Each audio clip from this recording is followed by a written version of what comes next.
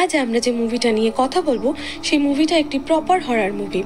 মুভির কাহিনীটা এমন কিছু জটিল নয়, তবে মুভিতে রয়েছে ভরে ভরে জাম্প স্কেয়ার, তাই দেখলেই আসল মজা পাওয়া যাবে। তো চলুন শুরু করা যাক আজকের movie evil dead rise.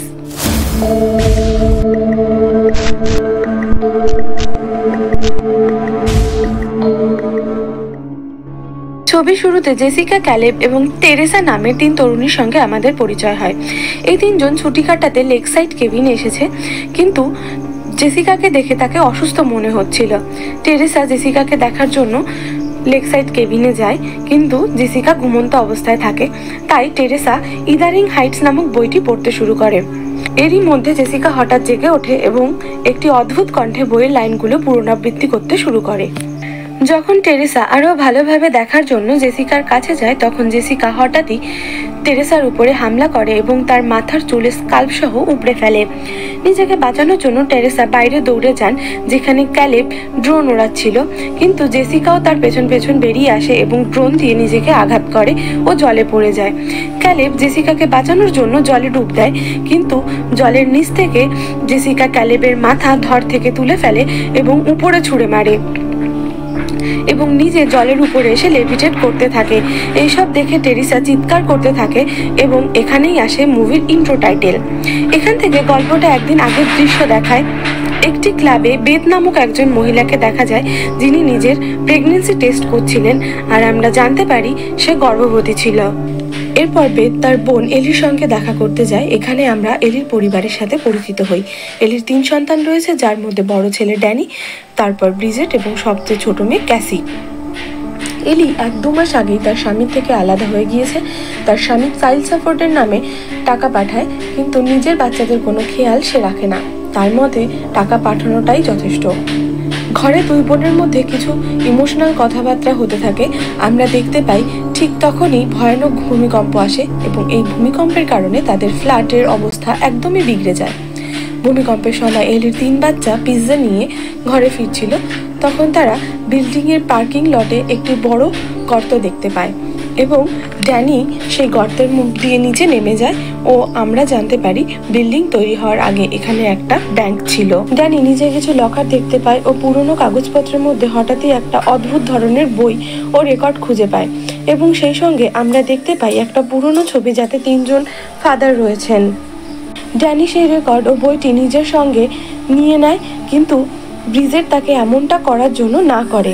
Danny বাড়িতে এসে সেই বইটি খোলার চেষ্টা করে, কিন্তু বইটি বন্ধ করা ছিল তার মলাটে থাকা ভয়ানক দাঁতের মতো কিছু জিনিস দিয়ে। বইটি খোলার চেষ্টা করতে গিয়ে ড্যানির হাত সেই ধারালো দাঁতে কেটে যায় এবং রক্ত বেরিয়ে বইটির উপর পড়ে ও আমরা দেখতে পাই বালিতে পড়া জলকণার মতো সেই রক্ত বইটি শুষে নিয়েছে। এরপর বইটি নিজে থেকেই খুলে যায় এবং আমরা কিছু পৈশাচিক ভয়ানক ছবি দেখতে পাই।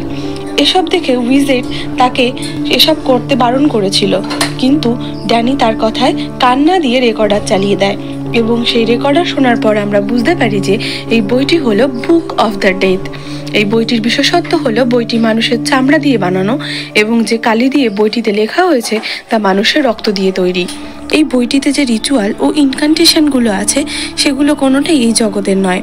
এরপরেই শুরু হয় সেই ইনকান্টেশন এবং সেই সঙ্গে বইয়ের পাতাগুলো নিজে থেকে পরিবর্তন হতে থাকে। আর আমরা ভিজুয়ালাইজেশনে বুঝতে পারি যে একটা ডিমনিক এন্টিটি এর ফলে মুক্ত হয়ে গেছে, আর মুক্ত হয়েই এই ডিমনিক এন্টিটি এলিকে পজেস করে নেয় এবং এলিকে লিফটের তারের সঙ্গে বেঁধে ঝুলিয়ে দেয়। এর পরের দৃশ্য দেখে আমরা বুঝতে পারি এলি পুরোপুরি সেই এন্টিটির পজিশনে চলে এসছে। পজেসড অবস্থায় অদ্ভুতভাবে হাঁটতে হাঁটতে এলি নিজের ঘরে আসে এবং ডিম ফাটিয়ে ফাটিয়ে রান্না করতে শুরু করে ও অদ্ভুত আওয়াজে নিজের পরিবারের খুন করার কথা বলতে থাকে। এরপরেই সে ভমিট করে এবং মারা যায়। এই অবস্থা দেখে এলির 2 জন প্রতিবেশীও এসে হাজির হয়, যার মধ্যে একজন যুবক গেব ও একজন বৃদ্ধ মিস্টার ফন্ডা। মিস্টার ফন্ডা এলির চোখ বন্ধ করতে যায়, কিন্তু বারবার নিজে থেকে এলির চোখ ওপেন হয়ে যাচ্ছিল। এই সব দেখে সকলেই ভয় পেয়ে যায় ও প্রেয়ার করার পর সকলেই বিল্ডিং ছেড়ে পালানোর প্ল্যান করে, কিন্তু ভূমিকম্পের কারণে লিফট বন্ধ হয়ে গিয়েছিল এবং সিঁড়ি ভেঙে গিয়েছিল, আর যে এমার্জেন্সি গেটওয়েটা ছিল সেটা লক হয়ে পড়েছিল, যা মিস্টার ফন্ডা ও গেব মিলে খোলার চেষ্টা করছিল। বেদ তার বোনের মৃত্যু শোকে মুষে পড়েছিল, ঠিক তখনই বেতের মোবাইল ফোন থেকে ভেসে আসে এলির করুণ আর্তস্বর, যা বেতের থেকে সাহায্য চাইছিল। কিন্তু বেতের সামনেই এলি আবার জীবন্ত হয়ে যায় এবং এলিকে দেখে সম্পূর্ণভাবে পজিটিভ মনে হচ্ছিল। বেত অনুভব করতে পেরেছিল যে এলির শরীর তাপে পুড়ে যাচ্ছে, তাই সে বাচ্চাদের সাহায্য নিয়ে এলিকে বাথটাবে শুয়ে দেয়। আর হঠাৎ করেই তখন এলি ছাদের থেকে উল্টো হয়ে ঝুলে পড়ে ও সবার উপর হামলা করে দেয়। এলির চিৎকার করার ফলে আশেপাশে থাকা জানলার কাঁচ ভেঙে চুরমার হয়ে যায়, আর সেই ভাঙা কাচের একটা বড় টুকরো নিয়ে এলি বেতের হাতে আঘাত করে এবং ট্যাটু বানানোর ড্রিল মেশিন দিয়ে ব্রিজেটের গালে আঁচড় কেটে দেয়। এরপর ড্যান সুযোগ পেয়ে এলির ওপর হামলা করে দেয় এবং ধস্তাধস্তির মধ্যে এলি ঘরের থেকে বাইরে বেরিয়ে যায় ও বাকি সকলে দরজা দিয়ে দেয়। এখন আমরা জানি যে বাইরে মিস্টার ফন্টা ও গেব এমার্জেন্সি এক্সিট খোলার চেষ্টা করছিল এবং এলি সেখানে গিয়ে গেবকে ব্রুটালি হত্যা করে এবং মিস্টার ফন্টাকে মেরে ফেলে, যার হাতে ছিল একটা শটগান। তারপর এলি তার ছোট মেয়ে ক্যাসিকে প্রলুব্ধ করার চেষ্টা করতে থাকে, ক্যাসি যাতে দরজাটা খুলে দেয়। যখন আশেপাশে কেউ ছিল না তখন ক্যাসি দরজা খুলে দেয় এবং এলি ক্যাসির গলা চিপে ধরে, কিন্তু শেষ মুহূর্তে বেথ ও ড্যান এসে ক্যাসিকে মুক্ত করে এবং এলিকে আবার ঘরের বাইরে বের করে দরজা দিয়ে দেয়। ব্রিজেটের গালে যে কাট লেগেছিল সেটা ইনফেক্টেড হতে শুরু করে ও তার কান, নাক, মুখ, চোখ দিয়ে ব্ল্যাক লিকুইড বেরোতে শুরু করে। এরপর ড্যান স্বীকার করে নেয় যে তার জন্যই এই সব কিছু হচ্ছে। সে ওই ডিমনিক বইটা খুলেছে যার জন্য ডিমন আনলিশ হয়ে গেছে। এরপর বেথ রেকর্ডটা শুনতে শুরু করে যাতে ডিমনকে পরাস্ত করার জন্য কোনো উপায় খুঁজে পাওয়া যায়। আর এই সময় পজেস ডেলি যে বাইরে ছিল সে ভেন্টের মধ্যে একটা বিড়ালকে দেখে বুঝতে পারে সেও ওই ভেন্ট দিয়ে রুমে প্রবেশ করতে পারবে।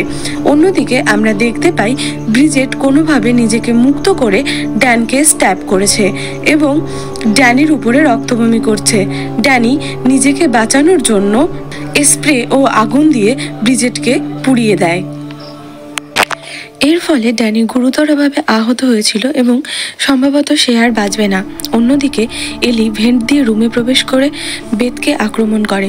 এলির মধ্যে থাকা ডিমন বুঝতে পারে যে ড্যানি প্রেগনেন্ট এবং এলি ড্যানির পেটে আঁচড় কেটে দেওয়ার চেষ্টা করে ও বলে যে সে আজ দুটি সোল একসঙ্গে পজেস করবে।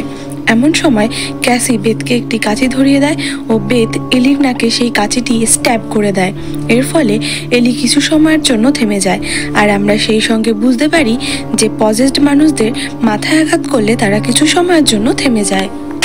এরপর বেথ কিসিকে নিয়ে বিল্ডিং থেকে বেরিয়ে যাওয়ার চেষ্টা করে, কিন্তু না তো লিফট কাজ করছিল না তো সিঁড়ি ঠিক ছিল ও এমার্জেন্সি এক্সিট তো বন্ধই ছিল। বেথ মিস্টার ফন্ডার শটগানটা তুলে নেয় এবং তখনই সেখানে এলি চলে আসে। বেথ এলিকে গুলি করে, যার কারণে এলির হাত পা কেটে যায়। এমন সময় বেথ ক্যাসিকে নিয়ে লিফটে প্রবেশ করে, যা আপনা থেকেই চালু হয়ে গিয়েছিল, কিন্তু লিফটে প্রবেশ করতেই লিফটটি রক্তে ভরে যেতে থাকে। আর যতক্ষণে লিফটটি নিচে এসে পৌঁছেছিল ততক্ষণে লিফট থেকে আমরা রক্তের ধারা বেরোতে দেখি এবং সেই সঙ্গে বেথ ও ক্যাসিও বেরিয়ে পড়ে। বেরোনোর পর বেথ ও ক্যাসি গাড়িতে করে পালানোর চেষ্টা করে, কিন্তু গাড়ি স্টার্ট নেওয়া সত্ত্বেও সামনের দিকে এগোচ্ছিল না। আর তখনই আমরা এলিকে দেখতে পাই, যার শরীরে বাকি মৃত লোকেরা মার্জ হয়ে গিয়েছিল আর তাদের সবাইকে মিলিয়ে একটা স্পাইডার ডিমনের মতো দেখতে লাগছিল।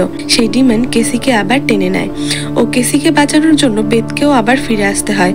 ডিমন কেসিকে মারার আগেই বেথ শটগান দিয়ে ডিমনের ওপর আক্রমণ করে দেয়, যেখানে ডিমন ও বেথের মধ্যে ধস্তাধস্তি হয় এবং শেষ অবধি বড় একটা চেন স দিয়ে বেথ এলিকে কেটে ফেলে ও সেই শ্রেডারের মধ্যে ধাক্কা দিয়ে দেয়, যার ফলে এলির পুরো শরীরটাই শেড হয়ে যায়। এরপর বেথ ও ক্যাসি সেই জায়গা দিয়ে চলে যায়। পরের দৃশ্যে আমরা জেসিকাকে দেখতে পাই। হ্যাঁ, সেই জেসিকা যাকে আমরা মুভির একদম প্রথমে দেখেছিলাম। জেসিকা এই বিল্ডিংয়েরই কোনো একটা ফ্লোরে থাকতো। সে পার্কিং লটে এসেছিল যাতে করে সে তার গাড়িটা নিয়ে টেরেসার সঙ্গে ভ্যাকেশনে যেতে পারে এবং তখনই সে পার্কিং লটে রক্ত দেখতে পায় ও ঘাবড়ে যায়। আর সেই সঙ্গে আমরা বুঝতে পারি যদিও এলি মারা গিয়েছে কিন্তু সেই ডিমনিক এন্টিটি এখন মুক্ত, আর তাই সেই ডিমনিক এন্টিটিটা জেসিকাকে পজেস করে নেয়। আর এর পরের কাহিনী তো আমরা সবাই দেখেছি। এই দৃশ্যের মধ্যে দিয়ে ভিউয়ার্সদের বোঝানো হয়েছে যে এই ডিমনিক এন্টিটি এখন মুক্ত। এই মুভি যদিও এখানে শেষ হচ্ছে, কিন্তু এর অন্য পার্ট অবশ্যই আসবে। তো বন্ধুরা, এই ছিল এভিল ডেড রাইজ মুভির কাহিনী। তো বন্ধুরা, আজকের মতো এইটুকু। তো ভালো লাগলে লাইক, কমেন্ট ও সাবস্ক্রাইব করে আমাদের সাহায্য করবেন। ধন্যবাদ।